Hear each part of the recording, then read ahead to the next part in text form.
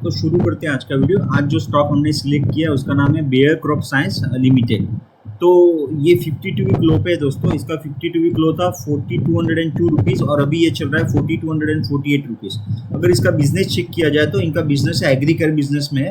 तो ये क्या करते हैं उसमें manufacturing sales and distribution of insecticides, fungicides, herbicides and various other agrochemical products and corn seeds. तो ये इनका बिजनेस हो गया और डेट फ्री है दोस्तों कंपनी और प्लेजिंग ना के 0% पे। इसका ROC और पी रेशियो पे थोड़ा सा गौर कीजिएगा। इसको हम लोग इसके पीएस में भी चेक करने वाले हैं। तो भी जाते हैं इसके पीएस में और यहाँ पे हमने देखा तो रिटर्न ऑन कैपिटल एम्प्लॉयड जो स्टॉक हमने सिलेक्ट किया है बेयर क्रॉप साइंस वो 4 नंबर पे। तो इनका रिटर्न ऑन कैपिटल एम्प्लॉयड क्या है 29%। अगर टॉप 4 में अगर कंपेयर किया टॉप 4 में तो ये ROC सबसे ज़्यादा है दोस्तों 29.14%। और यहाँ पे आगे इसका पी रेशियो चेक करते तो सबसे लोवेस्ट रेंज पे दोस्तों इसका पी रेशियो। यही रीजन से हमने इसको सिलेक्ट किया हुआ है। और यहाँ पे इसके बैलेंस शीट में जाएंगे तो लो इक्विटी, ठीक है, हाई प्रमोटर होल्डिंग 71% का इनका प्रमोटर का होल्डिंग है और इसका फेस वैल्यू है 10 का। तो जिसमें क्या है हमने सीखा है कि लो इक्विटी होगा, हाई प्रमोटर होल्डिंग होगा और इसका फेस वैल्यू 10 होगा तो उसके स्टॉक का प्राइस हमेशा थोड़ा ज़्यादा रहता है। यही रीज़न है कि ये स्टॉक का प्राइस 4 फिगर में है दोस्तों। अदरवाइज ऐसा कुछ नहीं होता है कि जो स्टॉक छोटा प्राइस का रहता है वो अच्छा रहता है या उसके बड़े प्राइस का स्टॉक अच्छा रहता है, वैसा कुछ होता नहीं है। इसके डिविडेंड यील्ड को भी हमने नोट कर सकते हैं दोस्तों 2.94% है, ठीक है। 52 वीक लो पे हमें अच्छी डिविडेंड यील्ड पे, ठीक है। डेट फ्री कंपनी मल्टीनेशनल्स है दोस्तों, ठीक है। एक बार इसके इन्वेस्टर्स अच्छी तरीके से और एक बार देख लेते हैं। तो यहाँ पे देखेंगे तो जर्मन आर्म है इनका बेयर क्रॉप साइंस का, उसका 11% का होल्डिंग है दोस्तों। सो एक मल्टीनेशनल है।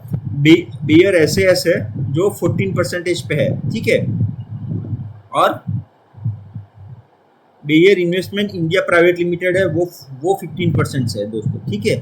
और बेयर वापी प्राइवेट लिमिटेड वो है 17% से, ठीक है। तो टोटल इसका प्रमोटर का होल्डिंग होता है 71% और वो अच्छा लगता है दोस्तों, ठीक है। और पब्लिक के पास तो ना के बराबर है दोस्तों, सिर्फ 12% का होल्डिंग है दोस्तों, ठीक है। FII हो गया, DIA हो गया, उसको नोट कर सकते हैं, अच्छा लगता है ओवरऑल, ठीक है। तो ये बैलेंस शीट चेक कर लिया हमने। तो बैलेंस शीट में डेट चेक किया क्या, तो डेट चेक कर लेते हैं। तो बैलेंस शीट में डेट जो है इसके रिजर्व के कंपैरिजन में बहुत ही कम है और इसके रिजर्व क्या है हाईएस्ट एवर है दोस्तों, दैट इज 2921 करोड़।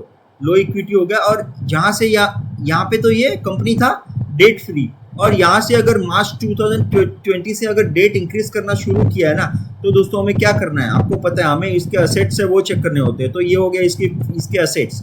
तो असेट जब से इन्होंने बोरिंग लेना शुरू किया है उसको इंक्रीज किया है, तो इसकी वजह से ये इनका डेट एक्सेप्टेबल है, ठीक है। और अगर कैश चेक किया इनका कैश रिजर्व तो इनके पास कैश कितना है 1422 करोड़। तो ये जो नेग्लिजिबल अमाउंट का डेट है उसको रीपे कर सकते हैं ये लोग, यहाँ से इसको रीपे इजीली कर सकते हैं, इसलिए इसको बोला जाएगा नेट डेट फ्री कंपनी है दोस्तों। कैश फ्लो है हाईएस्ट एवर पे है, अच्छा लगता है, ठीक है। 1078 करोड़ पीयर में अच्छा लगता है, बहुत ही अच्छा है, सस्ता है।